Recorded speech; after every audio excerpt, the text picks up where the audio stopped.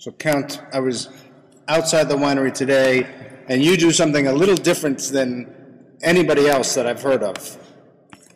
Well, we are lucky enough to have on our estate not only apple trees and vineyards, we also have forests, and we're lucky enough to have a forest close to the winery, which has also a certain amount of oak trees.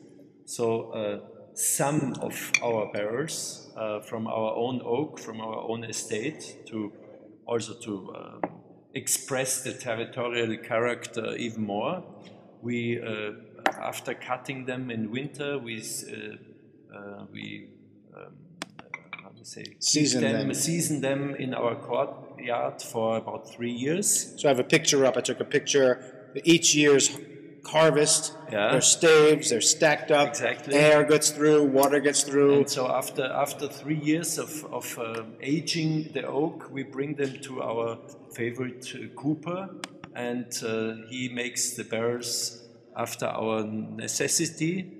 He tastes our wines. So we also use some French oak, some German oak, some Austrian oak, but we are lucky enough to have also barrels from our own oak, and that's my point of view. We ferment and age every of our white and red wines in oak. I have some pictures here. It's bigger oak barrels for the white wines. There's only one wine which is a dry muscat, which is partly in stainless steel and oak. Everything else is oak. The image that I have up is the larger format barrels for your white wines. I took a picture of that today. But I have to say that you won't find any oaky taste in our wines.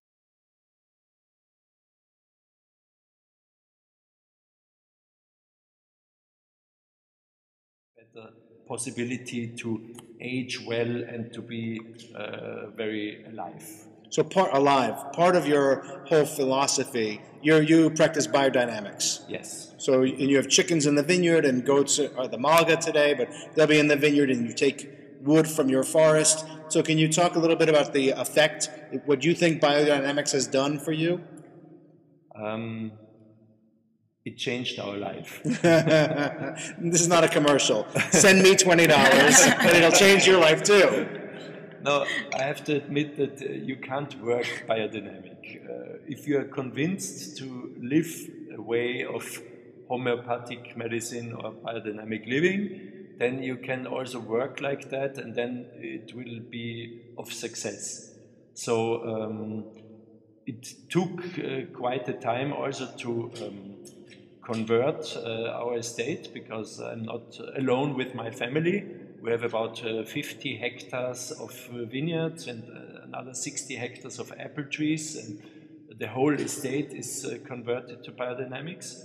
So to be able to work with all my stuff in this way, we had to do a big training, and it was for 4 years an intensive training for the family and the whole staff, and we are still every year going to courses to go to the depth and to the foundations of biodynamic living and working and growing and winemaking, to get as result fine and elegant wine. Fine and elegant wines. And 2009 was the first vintage for certified biodynamic wines, is that correct? Yeah, with 2009, all our wines were certified biodynamic.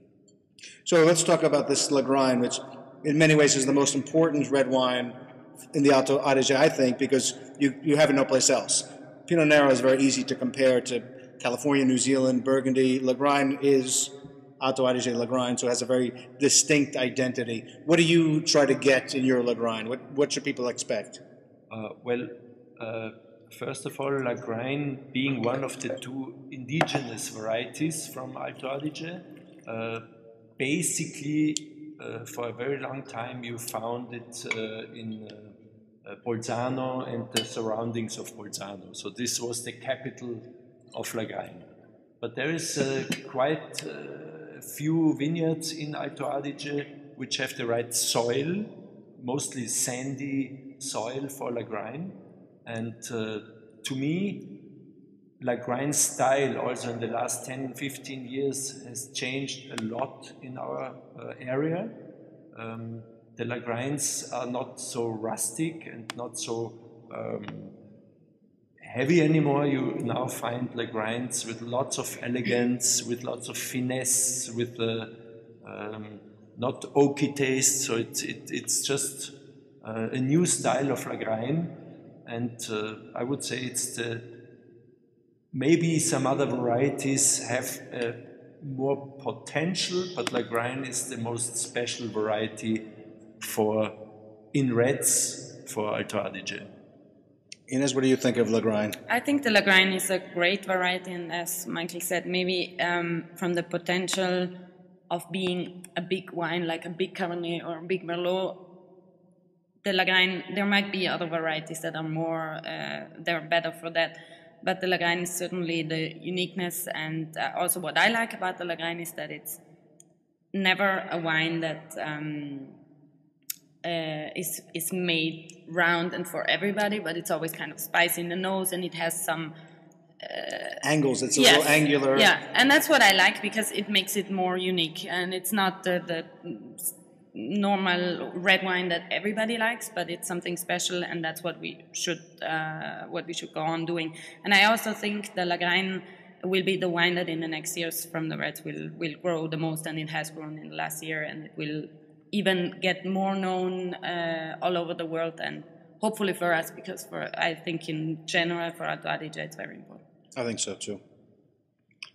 Great fruitiness, nice acidity, good barbecue, and it's the right wine for summertime, and it's warm. It's not the heavy. It looks like it's pretty. Like high it can be concentrated pretty marmalade wine, but it's not like it doesn't taste like it looks like. It has this fresh and easy lightness, lighter red wine. Yeah, I mean the mountains come back in the wine.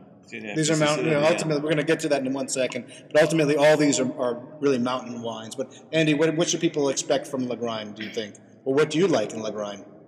I like the fruitiness as well. It's very, as Wolfgang said, very easy to drink, and people when we present it outside, and we present it every year in US, it's very well accepted, and people are very surprised about the potential and the fruitiness and the easiness to drink of the. It's easy to drink, but it's not a simple wine. No.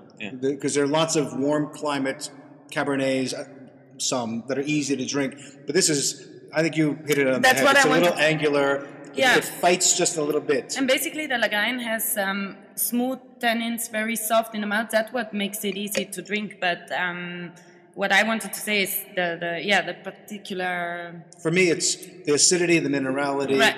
Which again is mountain wines. I think the most important thing to understand here, we'll go back to the map a little bit, is that this valley has mountains that are, what are they, 1,200, 1,500 meters on both sides?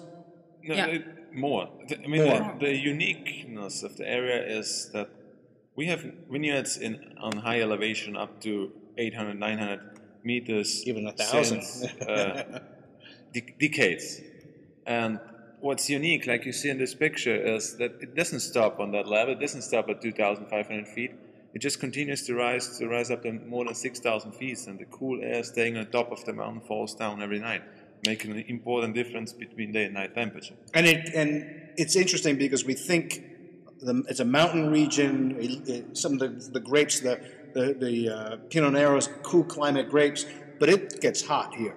During the day, it's easy to get, I don't know, was it 40 degrees last week? We had 38 in the last weeks, but that's a very top. As high. Yeah. So like last year we didn't have such a hot summer. But it still gets to 34, 35. Can be, yeah. So it's hot during the day, and then the cold air just falls down from the mountains at night, refreshes the grapes, keeps them healthy, keeps them bright. Keeps the acidity. Keeps the acidity. And then the soils here, you've got a combination of dolomite, which is the white rock, porphyr, which is the red rock, some clay that washes down, some sands. So it's a very complex type of soil too. So there's a lot of variety of terroir. Mm-hmm. Greg, I'm sorry, but you introduced me by oak, and I didn't get the chance to talk about my history. Oh, of course. So a little history. Just 2 minutes. Okay, a little history of Manincor, the winery. The name of the winery is Manincor. Our family produces wine since about 400 years. But so it's a new winery. For a long time, we also sold grapes to other people.